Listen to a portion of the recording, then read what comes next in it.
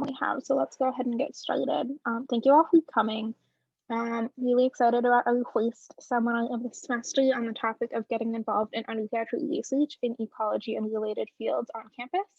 But to start, we're just going to do a brief overview of field guides, since I know we have a lot of new people on our list who've been probably attending this seminar. Okay, so I'll kind of go through. So we're a committee of graduate students that put on these seminars for you guys. So there's 6 of us on the committee. We're all right now in EEB, but beyond the committee, all of our mentors span a lot of different places in CBS. So here, Megan is the one that just talked. My name's Molly. We also have 4 others. So Amy, who's a 4th year, Janine, who I don't know if she's on this call, and then Maria and Maggie as well. So we have a variety of experiences, and we're all interested in kind of different stuff in terms of research too. So hopefully these seminars can be pretty broad.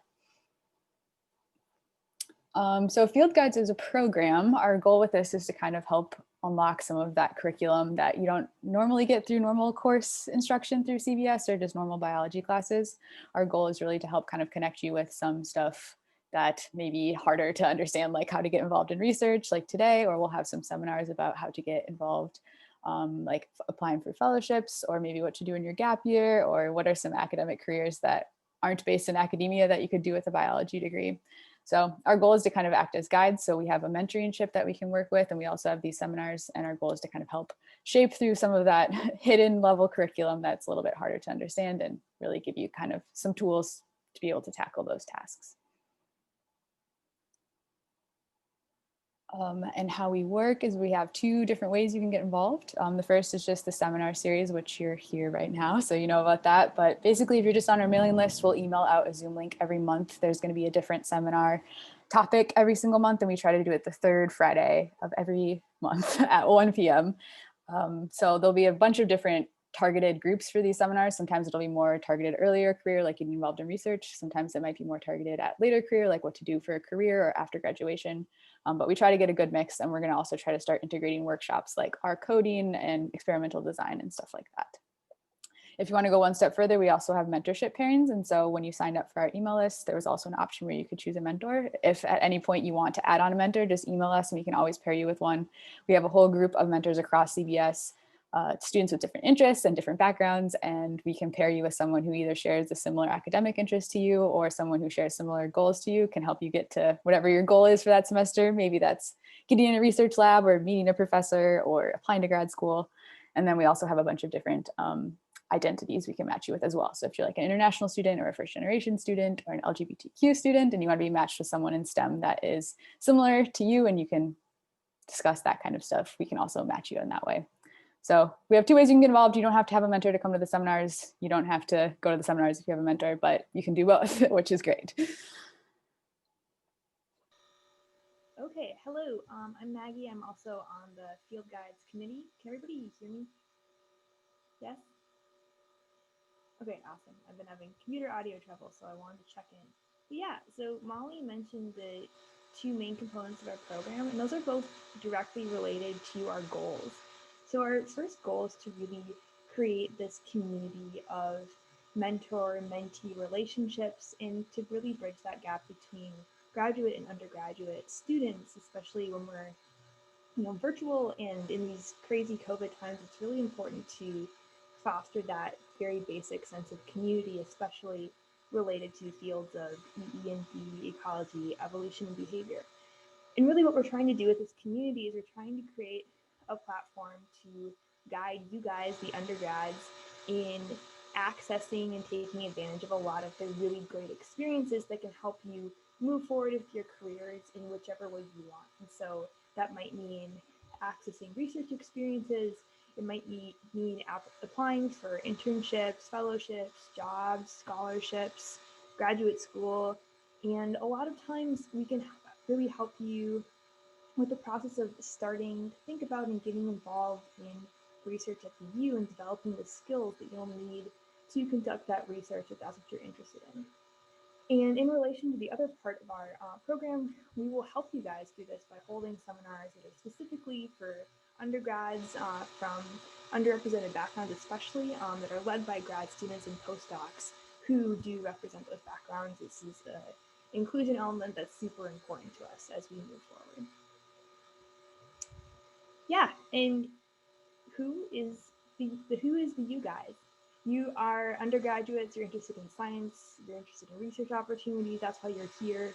And you might be interested in the possibility of graduate school or trying to find a job after undergrad.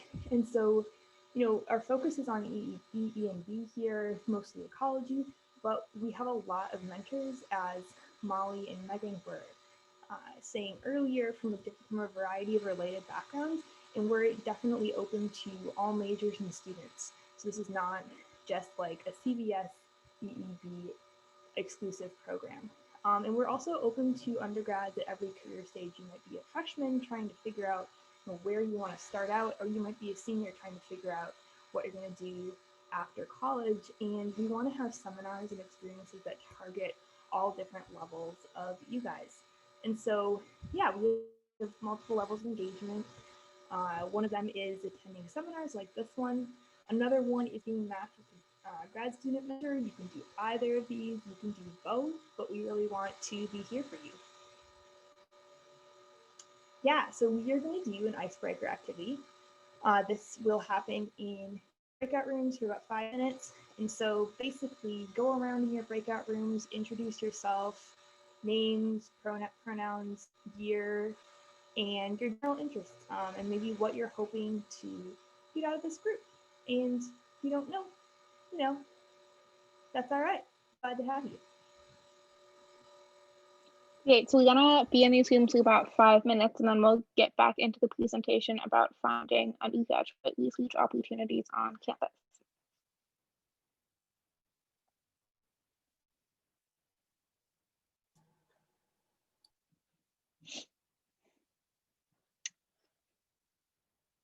Okay, I think we're all back now. I hope that was helpful in just like meeting other people involved in field guides. Molly, if you can start recording again. So we're gonna get into the main focus of this seminar, which is focused on experiences for undergraduates getting involved in research on campus. So the main goals of this seminar are going to be to explain what research in the broader fields of E&B look like and why you'd want to do it, to demystify the process of how you can get involved with research at the U, and then to help you make connections for finding future research opportunities. So we're going to go through some broader, just defining the different types of research jobs on campus, and then we're going to hear from 5 current graduate students in EEB and in PMB about their research. So to begin, why should you even do research? There are a lot of great reasons. The first myth we want to dispel is that research isn't an option for students who work.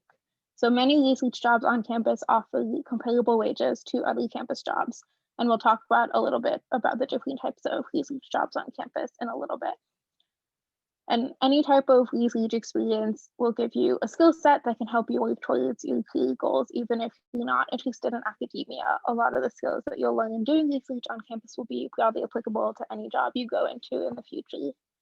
And then as a research institution, the U has infrastructure and a lot of opportunities that you can't find anywhere else. So it puts a huge amount of its budget, which is funded by your tuition dollars, towards research. So getting involved is a good way to make the most out of your time here at the U. And then as a grad student, we're all pretty biased, but most of us fell in love with research when we realized how fun it could be, because you get to spend time with other people with similar interests. It kind of feels like you're on a big team working towards a similar goal. So it can be a great way to feel connected and find a community with similar interests to you. So we're now going to talk about what doing research in EEB can look like.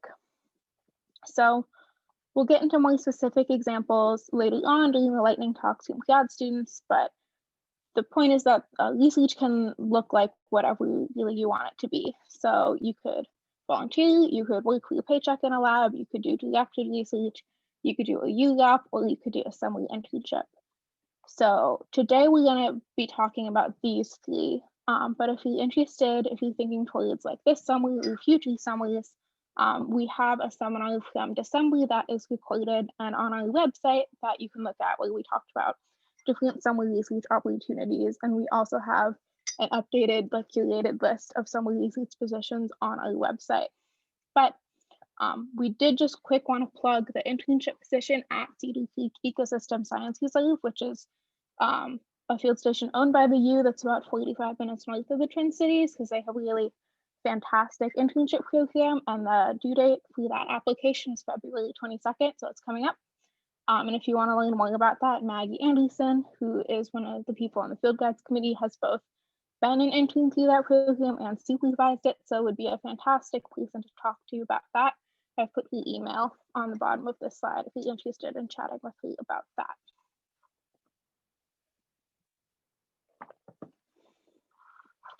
Okay, so when we're thinking about volunteering versus directed research versus UGAP, we're going to focus on these 4 axes of variation. So compensation, time commitment, require the level of independence you'll have doing that research, and what the application process is like. So first, when we're thinking about volunteering, that's of course unpaid.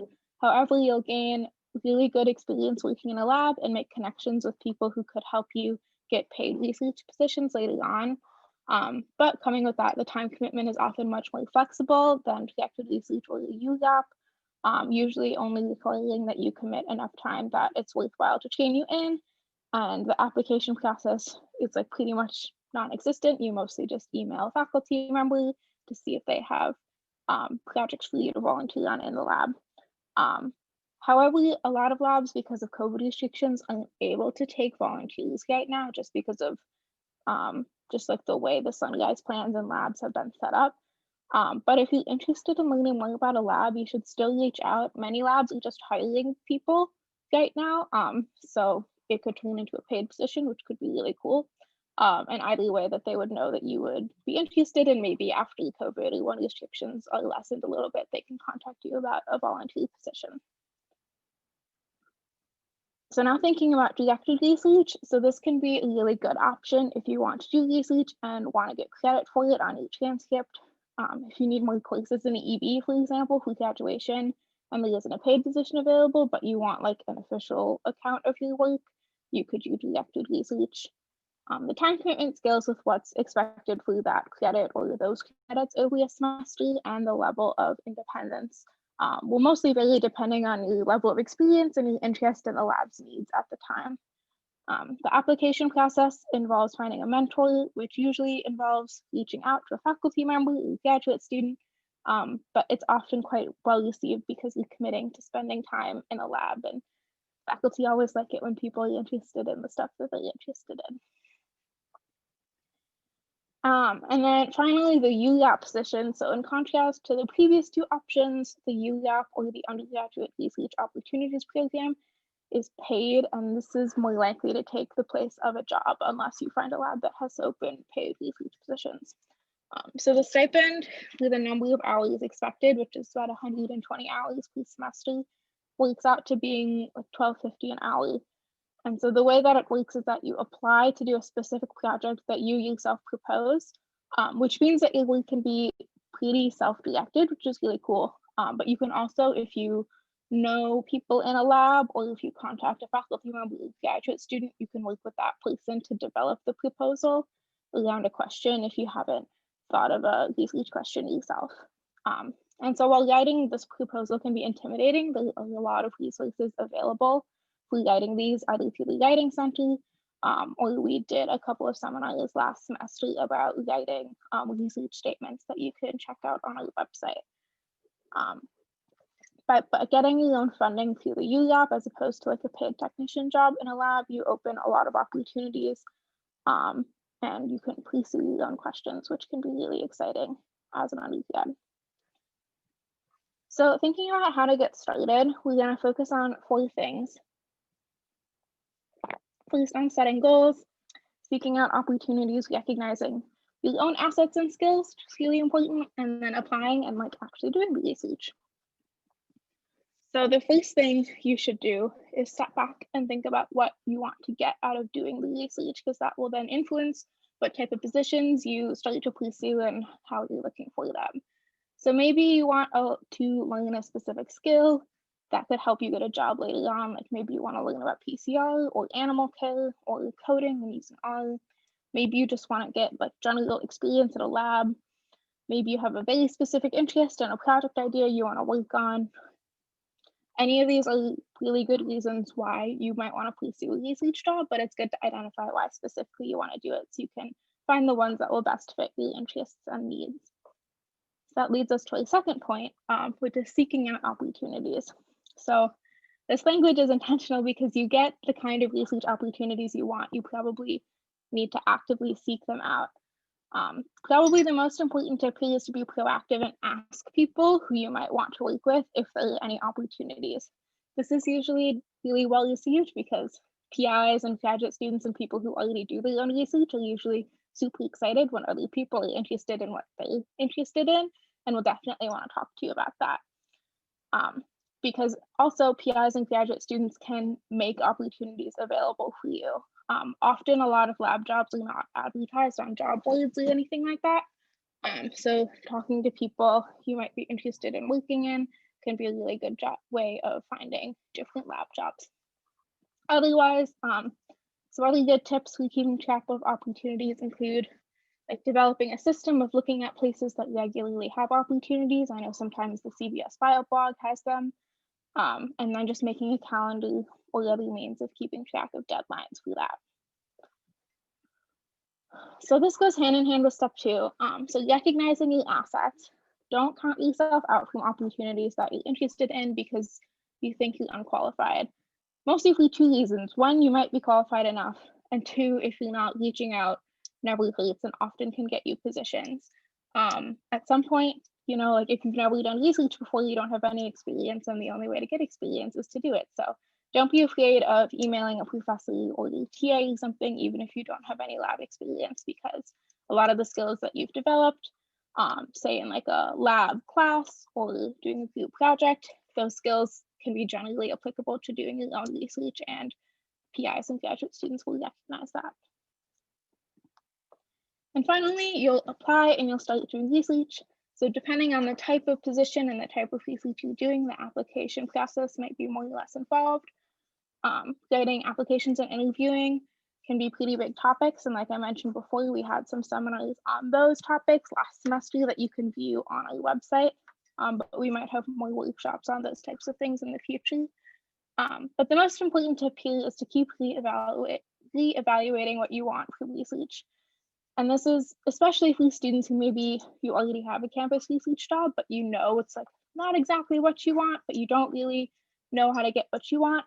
Just keep thinking about what you want and reevaluating what skills you have, what assets you can bring to a lab, and reaching out to people that you think are doing cool things and you might want to get involved in. So the deadline to be considered for a summer 2021 ULAP project is coming up soon. It's February 22nd, so in exactly a month from today.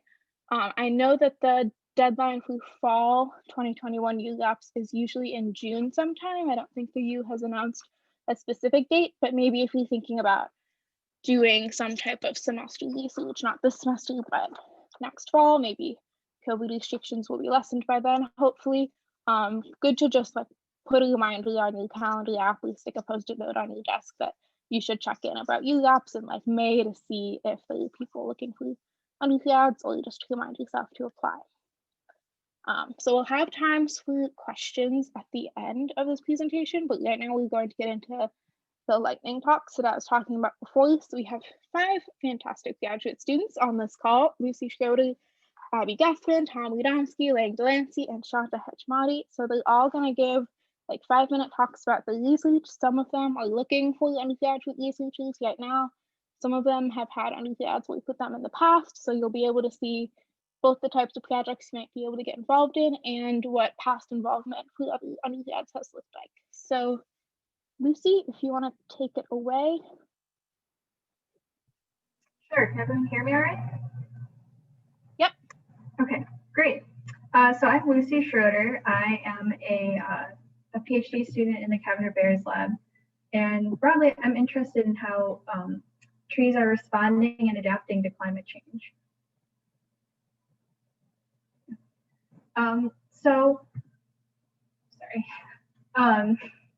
You know that climate change is happening and the earth is warming, and that's going to have an effect on forests. If you can click, sorry, I have animations in there. And so this is going to affect forests by like flooding, droughts, and forest fires. And this is a problem for trees, especially because they're really long-lived, but they're not like the Ents from the Lord of the Rings. They can't just get up and move around to a climate that's more suitable for them. You can go to the next one. So it's really important that these trees can have the ability to adjust their traits and their physiology in response to different climatic events, which is called phenotypic plasticity, which is what I'm interested in studying in bur oak. And bur oak is a really good system for this because, as you can see in the green part, it's found along a really broad latitudinal gradient, which means that it exists in a lot of different climates. If you can go to the next slide. So what we've been doing is collecting acorns from across the bur oak range, as you can see from the little black dots on these maps. And you can see that includes different temperatures and precipitation gradients. And so what we're doing is taking these acorns, they've been grown up, so they're like little baby trees right now. And they're being planted into gardens where those blue stars are. And those are they're all planted together. And that's what's referred to as a common garden, with a bunch of different trees planted in the same place. And this planting them within the different common gardens across that gradient is a reciprocal transplant. So that's the basis of this experiment. If you want to go to the next slide. So what I'm doing is looking at the physiology of the bur oaks within these different climates and seeing how they do when they're within their own climate or when they're put into a climate that might be slightly different. For example, how will Minnesota trees do when how will their physiology adjust when they're experiencing a climate that's like a climate in Oklahoma, which we know they might experience in the future.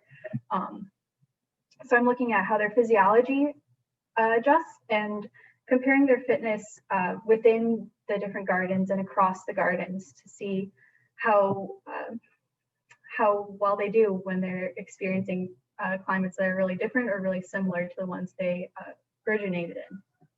So if you go to the next slide, the really cool thing about this opportunity is that we are like just getting this garden up and running. So if you have questions of your own, this is a great chance to use this system to plan your own experiment within this garden. So you could help me out with some physiological measurements, or if you might be interested in tracking their phenology, looking at herbivory, maybe doing some remote sensing, or anything else you might want to study. And there's some opportunities coming up where we might need some people to travel with us and do some labor. that I believe might be a paid opportunity. So if you're interested in any of that, please get in touch with me. My email is on the screen.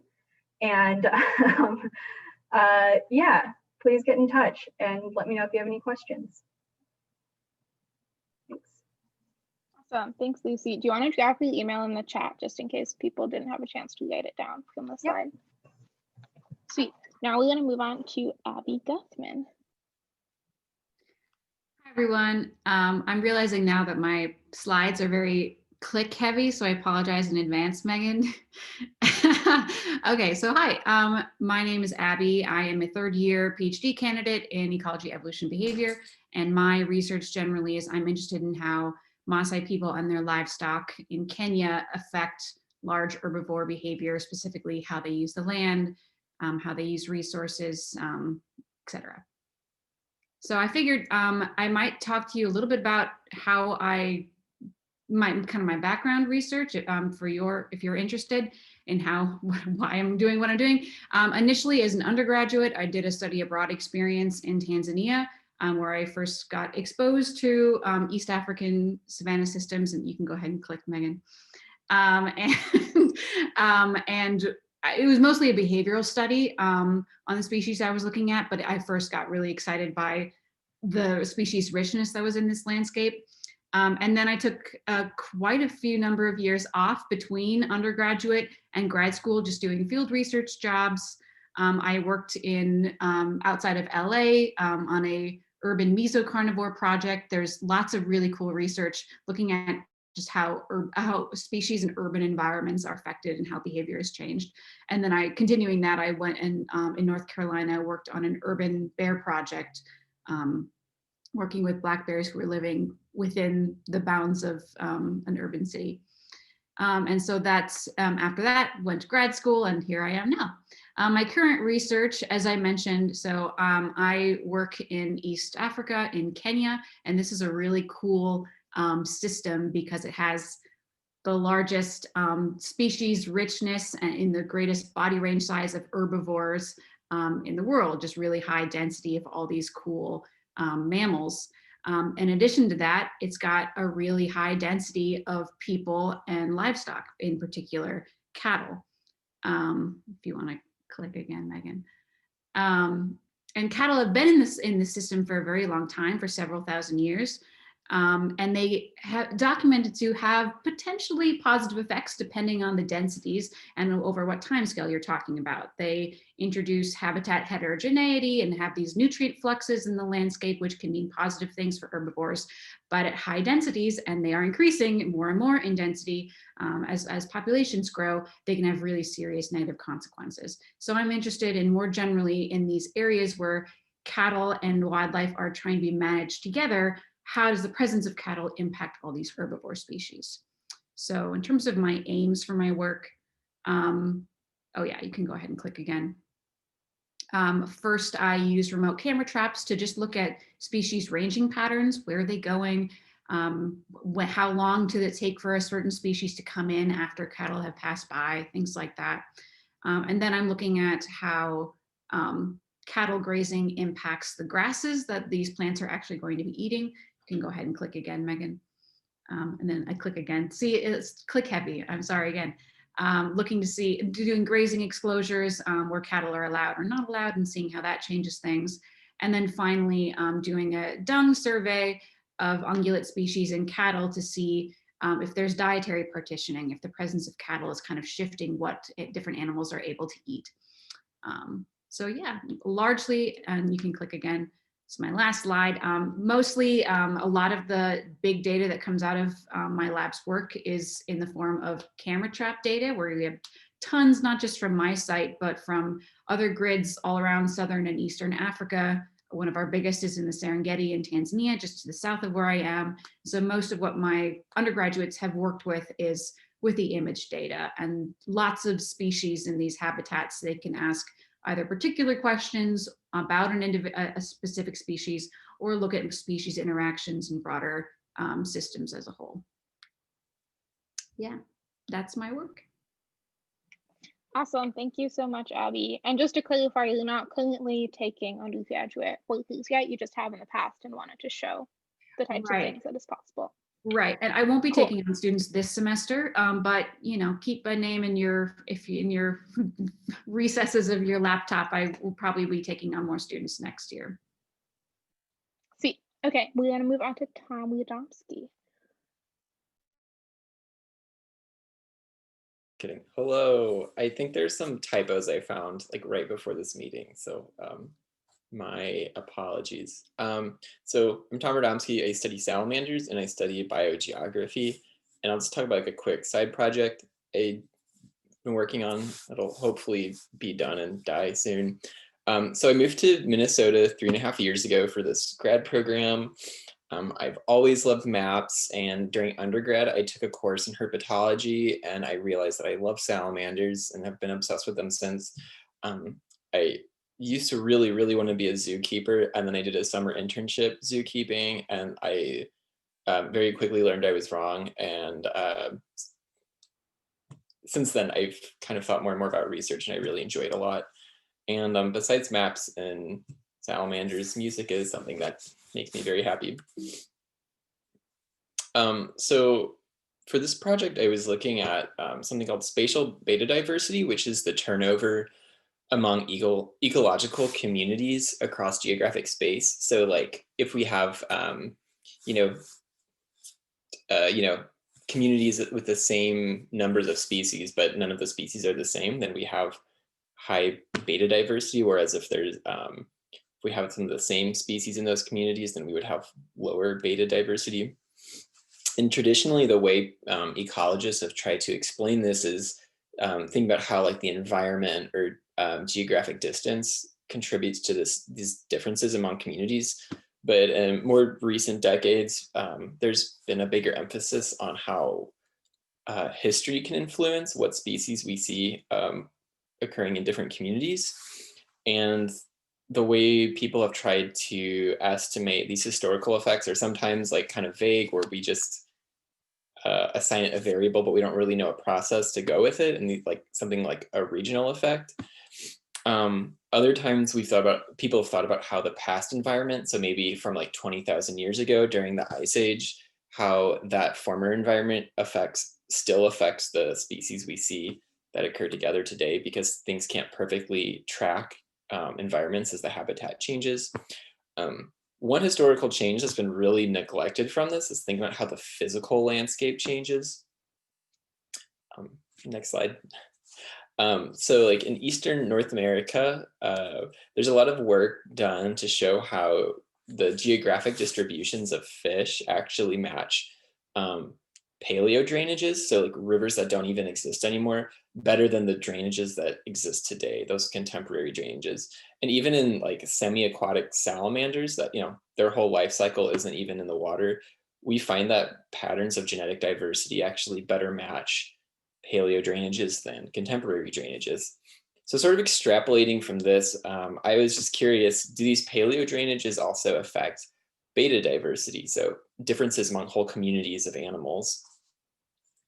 And just for these two examples, there's work from two different labs in our department, from the Simons and Kozak lab, that have looked at this. Sorry, Megan. So for this, I looked at a genus of salamanders called Desbignathus, which only occur in Eastern North America. There's a picture of a few of them there. And here's a picture of their a phylogeny or their evolutionary relationships. This is a paper done by my lab mate, Sam Weaver. So most species in this genus are biphasic, so they have aquatic little tadpole-looking larvae.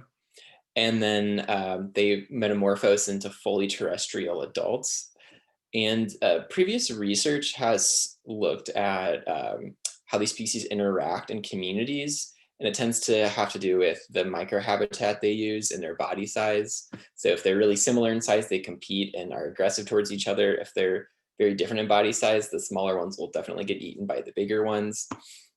Because this has sort of been worked out in detail, I didn't really look at this kind of thing specifically about how their ecological interactions.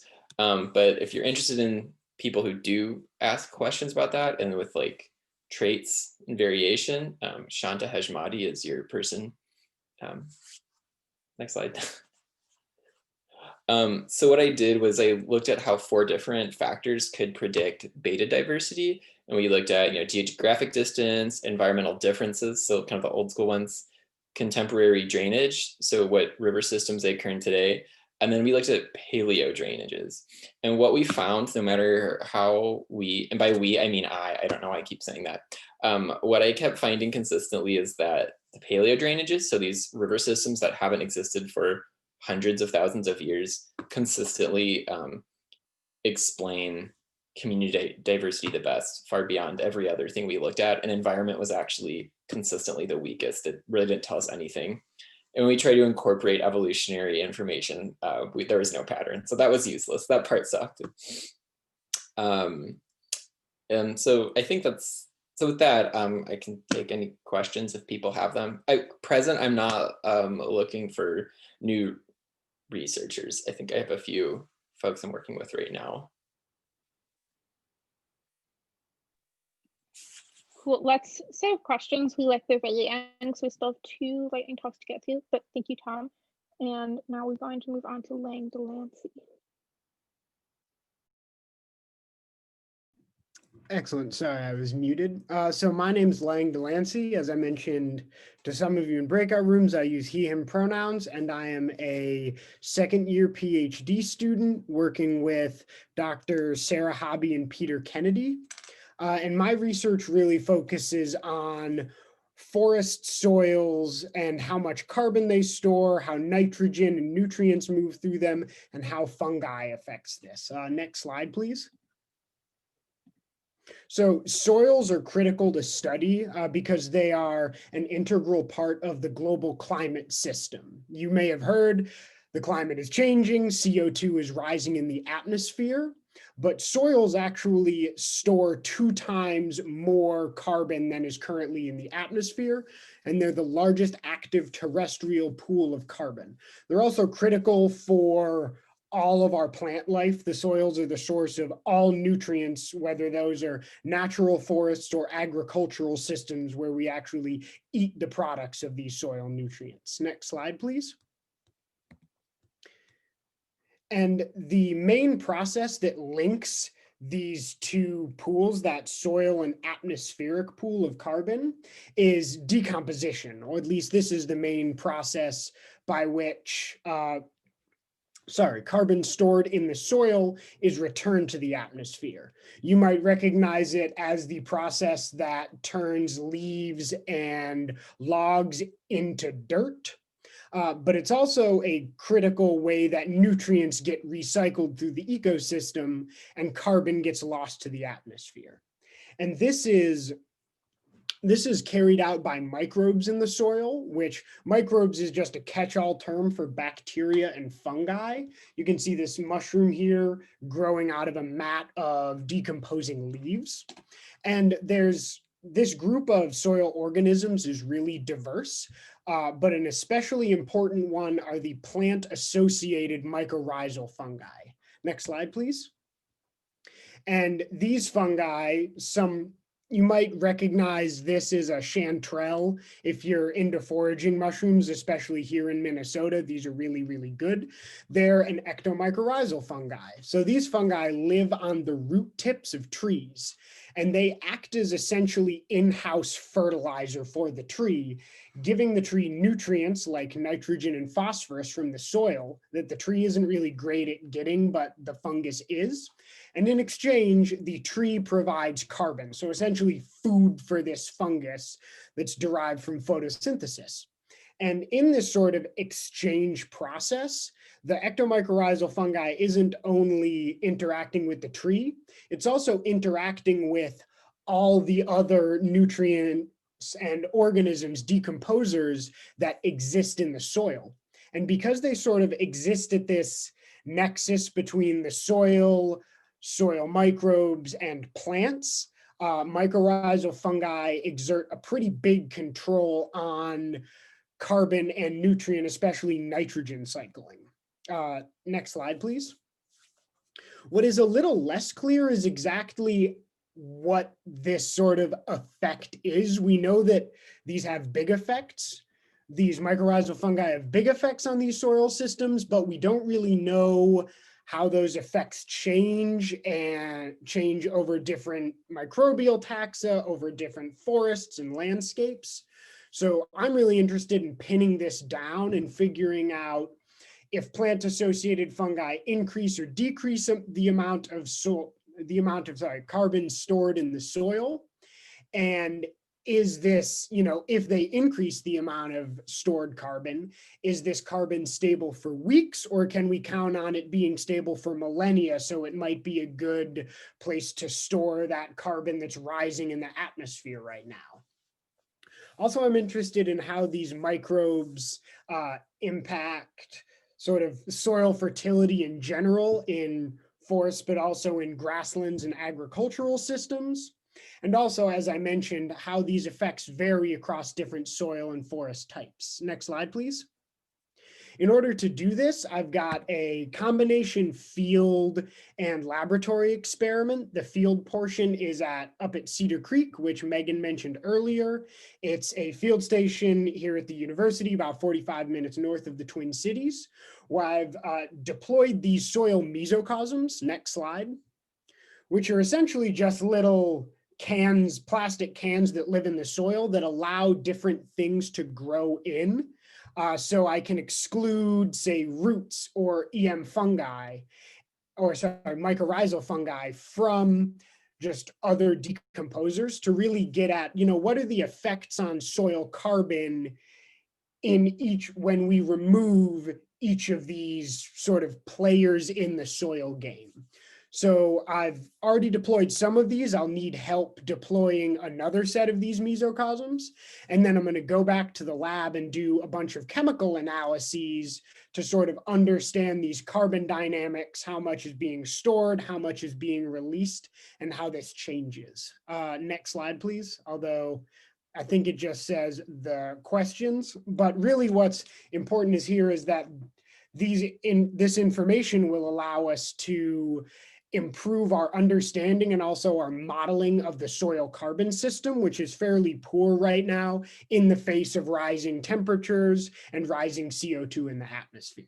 I guess we're taking questions at the end, so that's me.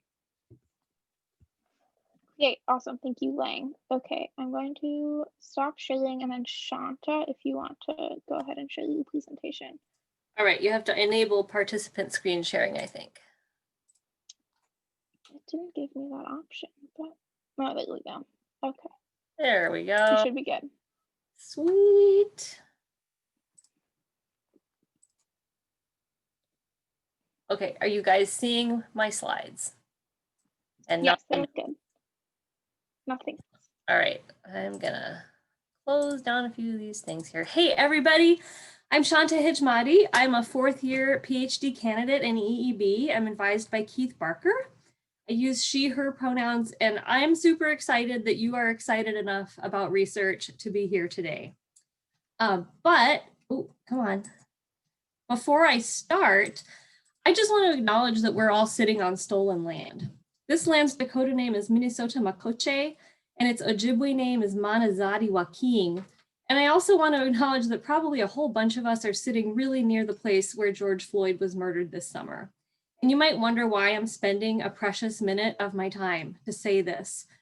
But I feel like I need to say it because our colonial history of genocide and white supremacy has shaped more than just whose ancestral land we live on, or who has been able to buy houses, or who's more likely to be killed by police.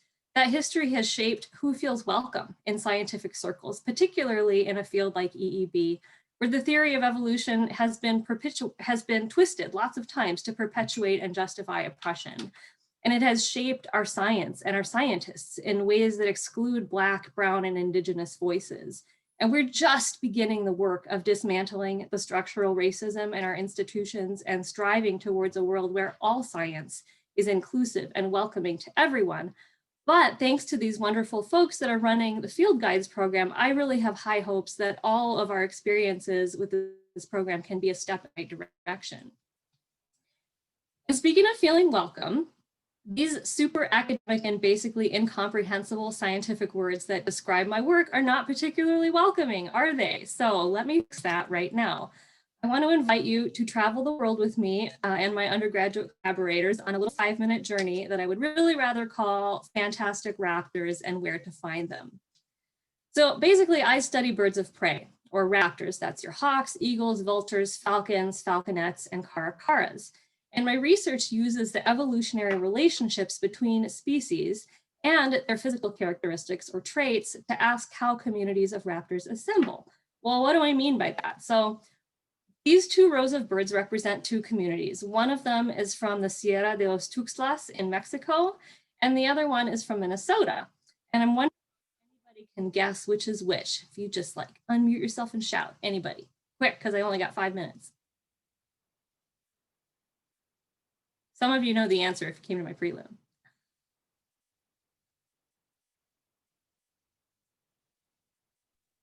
Is the bottom one Minnesota? The bottom one is Minnesota. You got it. The top line is the community from Veracruz, Mexico, and the bottom one is from Minnesota. So my research asks, how did this happen? Why are these species here and those species there? How did they get there, and how is it maintained through time? And as you may have guessed from those pictures of dead birds, I spend a lot of time in museums, at least when there's not a pandemic. and I'm measuring specimens, taking 3D scans of their beak to gather data on traits. And I also want to note that museum collections are also fraught with issues of colonial era collecting on indigenous lands. But here in the United States, we are in an incredible place of privilege that we have such easy access to these amazing research collections in this country. I love museum collections, despite all of the fraughtness. I get to see and touch birds from all these corners of the world that I will probably never get to go to. And I can actually learn new things about these birds from specimens that are often over 100 years old, which is just amazing to me. And this brings me to my undergrads. I love one-on-one mentoring relationships, and I get at least as much out of them as the undergrads do. And I really, truly could not do this work without them. The sheer volume of data that I need to collect for my thesis means that there are tons of opportunities for independent projects through a variety of different avenues. Over the past 3 years, I've mentored students through directed research, including writing intensive ones. I had one student go whole hog on the writing intensive directed research and write an honors thesis. I've helped students write successful UROP proposals. And in 2019, 3 undergrads and I raised enough money to have them come with me on 4 weeks worth of data collection in museums across the country and get paid for their time and travel. However, I mentioned several avenues of research, and Megan has talked about some also, but there's one other one that you may not have heard of. I have not yet had a mentee go through this program, but I really hope that I will before I graduate because it is an amazing program. So if you identify as a student of color, listen up. The Multicultural Summer Research Opportunities Program, or MSROP, is a summer research and professional development program specifically for those who identify as students of color. And it's particularly aimed at folks who intend to go on to graduate school, even if you're planning on like a gap year or 2. This is a full-time 10-week program with a $4,000 stipend. I mean, this is basically like a really good summer job. The program entails 10 weeks from May 31st to August 6th. You put in 40 hours a week for those weeks, doing 35 hours worth of research and 5 hours worth of professional and personal development workshops put on by the U. And in order to complete the program, you write a research paper and you present at a poster session. So it sounds great, right? Well, eligibility requirements is probably your next question. You have to be a 2nd, 3rd, or 4th year undergrad with at least 1 semester to go after the program ends. Oh, I missed a bullet. You have to identify as a student of color. That's important. You have to be a 2nd, 3rd, or 4th year undergrad. You have to have at least 1 semester to go before the or after the program ends. You have to have completed at least 45 credits by the end of the previous semester, and the GPA requirement is 3.0, and you have to be a US citizen or permanent resident. So how do you apply? Sounds great. You need to identify a faculty mentor or a graduate mentor whose advisor is on board. The online applications are due March 1st, and this includes an online form, letters of rec, a 500-word essay, and your unofficial transcript. They interview select candidates in March, and then they notify successful candidates in April. So in my first year, I was assigned as a graduate mentor for a woman who went through this program. She was already in the program, not doing research with me, but we just chatted together. And she spoke very highly of this program. And as I said, I haven't personally had anybody go through this program yet, but I hope to soon. Maybe you will be the first. So if you think that raptors are cool, I should have put a picture of a bird on this slide, and you think that this research sounds cool, I hope that you will think about contacting me for summer and fall research opportunities. I can't take anybody this semester, but if you contact me in the next week or 2, I will help you write your applications. The deadline for the MSROP program is March 1st, and the next deadline for the UROPS is February 22nd, with an additional deadline in June for fall UROPS. And with that, I would like to thank you so much for giving me this time.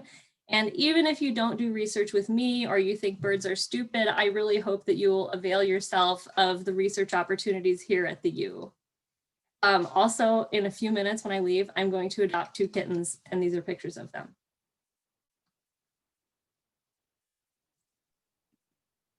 Wow, thank you for those kitten pictures, Shanta, and create slideshow.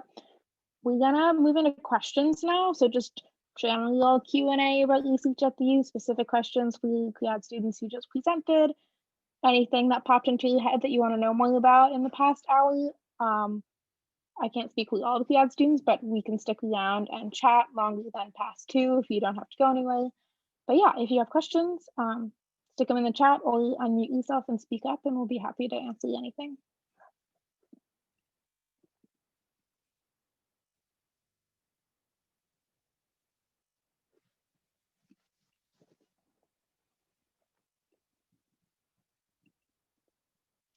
Anybody have questions? I have a question about Shanta's kittens. Do you have names picked out already?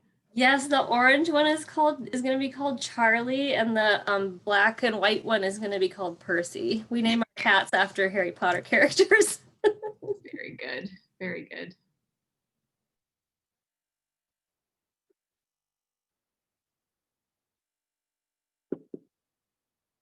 Adil has a question about the MISROP program that I think I'm going to answer to the whole group. So wondering if the recommendations need to be from science teachers. So usually those recommendations, I have had one person apply for this program. So the recommendations are typically from the faculty member that would be, whose lab you would be working under. And then the other one would be some faculty member who is familiar with your work ethic and I don't know, your awesomeness, I guess.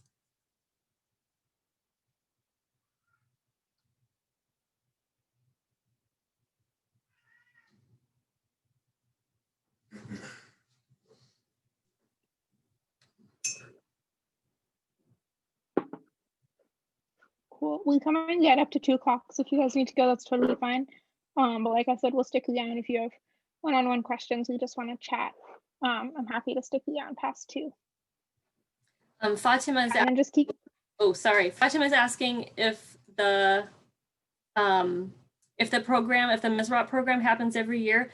It has happened every year that I have been at the U. I think that it will happen every year. This summer, I think they're taking fewer people just because funding, and COVID, and it's going to be a remote program this year, but they are still planning on taking like 15 students this year.